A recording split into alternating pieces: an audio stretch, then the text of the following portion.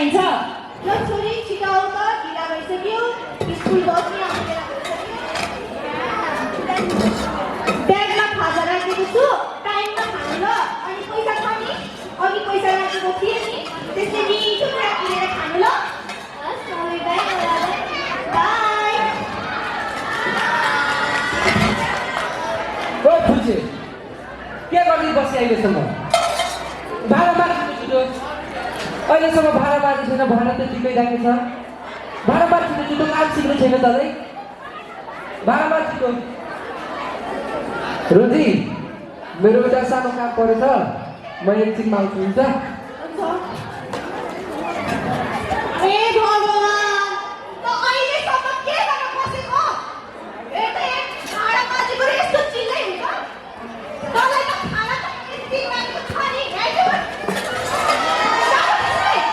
यो काम सकेर चाहिँ मलाई सिकाइदिने। काम छैन आजभोलिको कुराहरू। अब भने विद्यालयबाट फर्किँदै गरेका दुई विद्यार्थी बिचको कुराकानीलाई सुनौ है त। सुन न रवि, हिजो हामीलाई देवी म्यामले बाल अधिकारको बारेमा पढाउनु भयो, तर हाम्रै गाउँघरमा पनि कति बालिकाहरूले बाल अधिकार प्राप्त गरेकै छैनन्। हो नि रिता, बालबालिकाको अधिकार त सबै बालबालिकाले पाउनुपर्ने आधारभूत हकमा पर्छ नि। तर थाहा छ तिमीलाई, त्यो सलमान खाजा घरमा एउटा बाबुले सबै रोल काम गर्छ नि। हेर त आज पनि काम गरिरहेको छ। आज त कुरा गरौँ। बाबु, तिम्रो नाम के हो नि? अनि यहाँ किन काम गरेको त? ए, तिमीलाई पढ्न मन लाग्दैन? अनि तिम्रो मम्मी बाबा कता हुन्छ? ए ल ल ल, हामी जान्छौँ है, स्कुल जान ढिलो हुन्छ। ल ल जान्छौँ नि त। के गर्नु, आफ्नो गाउँघरमा यस्तो देख्न पर्छ।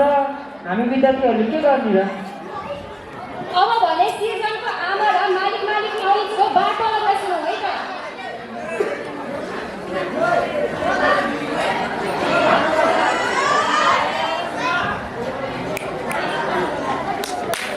आज त मान्छेको पैसा बाँड्नु भयो, बाबु काम गरेर त्यत्रो दिन भइसक्यो। ओए के गर्दै पैसा यहाँ? नमस्कार मालिक, नमस्कार मालिक। के पैसा चाहिएको थियो? तँलाई जहिले पैसा पैसा पढ्नु हुन्छ यहाँ पैसा?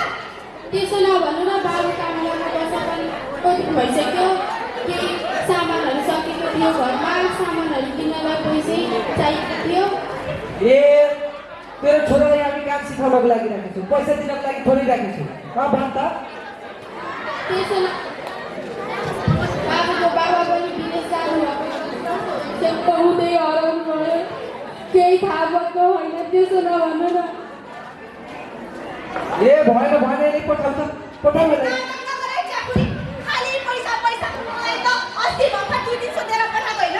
तँलाई कहिले पछि पैसा कति दिन्छ? कस्तो कस्तो मान्छे आउने भनेको?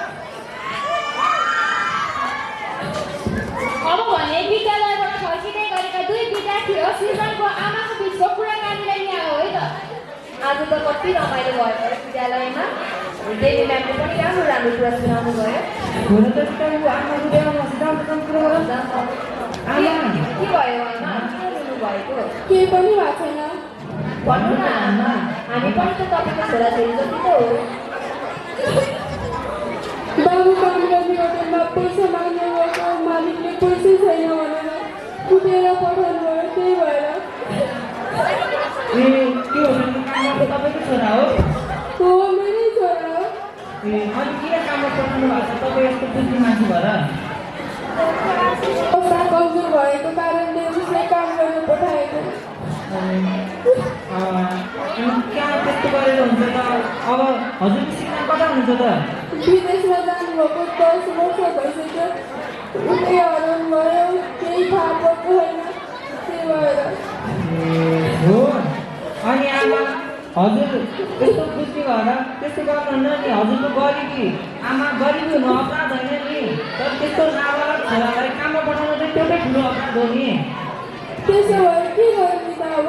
हेर निता, हामीले म्यामसँग कुरो गर्नुपर्छ। अब त्यो छोरालाई, हजुरको छोरालाई साँच्ची राम्रो पढाउनु पर्छ। म्यामसँग कुरो गरेर हामी भोलि मिटिङ राखौँ। हस् हस्, हामीले हजुरलाई खबर गर्छौँ। अलिक भोलि आउनु होला है। हुन्छ।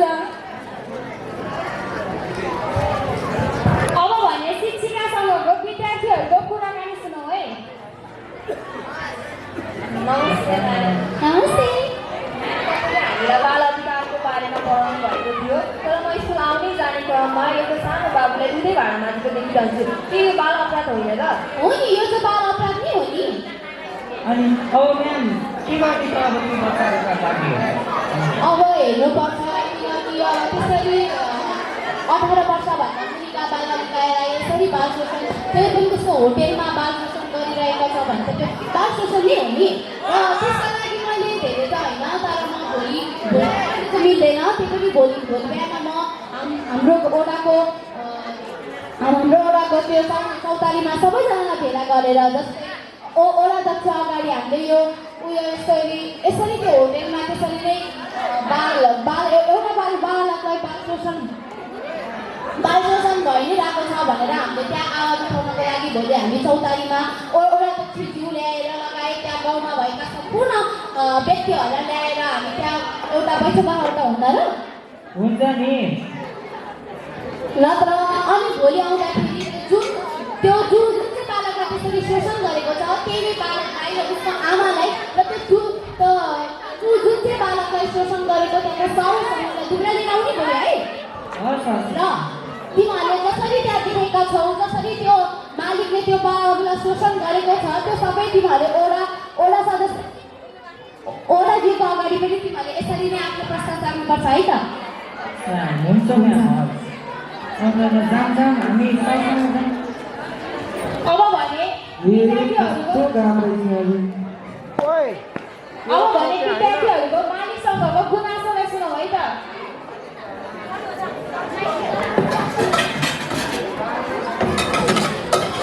नमस्कार साउजी। नमस्कार। सिजन बाबु काम गर्ने यही होइन? हजुर यही हो। अनि किन तपाईँ यस्तो बुझ्ने मान्छे भएर त्यस्तो सानो नाबालहरूलाई किन काममा राख्नु भएको त हजुरलाई? हजुर मैले काममा राख्नु पर्दैन नि, उहाँको आमा लिएर आउनु पर्थ्यो, मेरो छोराको काममा राखिदिनु भनेर। के को होला हो फेरि यहाँ? किन आएको? अनि हजुरहरूलाई थाहा छ कि छैन, नेपालको संविधान 2072 अनुसार बाल अपराध एउटा कानुन बनाउँदैन, हजुरलाई दण्ड हुन सक्छ। कहाँ त्यस्तो गर्नु भयो हजुर यस्तो बुझ्ने मान्छे भएर? मलाई तिमीले धेरै हामीलाई सिकाइराख्नु पर्दैन।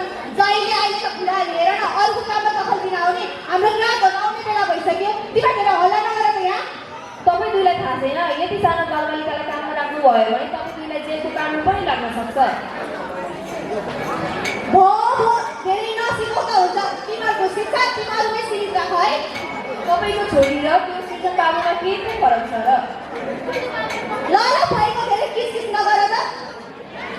अनि अर्को कुरा, हामीले भोलि म्यामसँग कुरो गरेर ओडामा मिटिङ राखेको छौँ, हजुर सबजना आउनुपर्छ, हजुर आउनुपर्छ। हामीसँग त समय छैन है, मिटिङ सिटिङ हो कि भन्नु त। कहाँ त्यस्तो भयो भने कहाँ हुन्छ र? हजुर दुईजना त आउनुपर्छ, हजुरहरूले अपराध गर्नुपर्छ। धेरै किस गरेर नबस कुरा हो। मेरो समयलाई खर्च नगर, मेरो ग्राहकहरू आउने बेला भइसक्यो। धेरै हल्ला नगरी जाऊ त पनि खोलो, हामी आइदिन्ला हो कि होइन?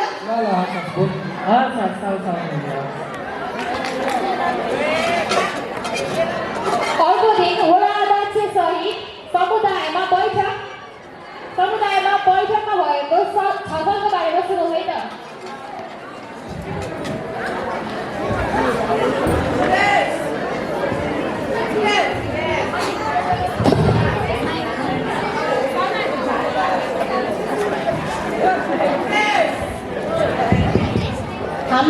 हाम्रो यो कार्यक्रममा ओडाध्यक्षज्यू लगायत यहाँ उपस्थित हुनुभएका महानुभावहरूलाई मेरो यो बैठकमा ल्याएर नमस्कार।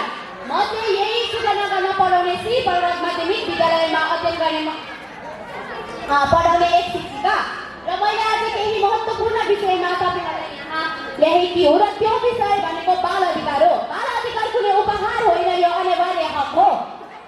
र मैले आज यहाँ तपाईँ सबैजनालाई यहाँ राखेर बैठक गर्नु कारण चाहिँ बाल अधिकार हो। बाल अधिकार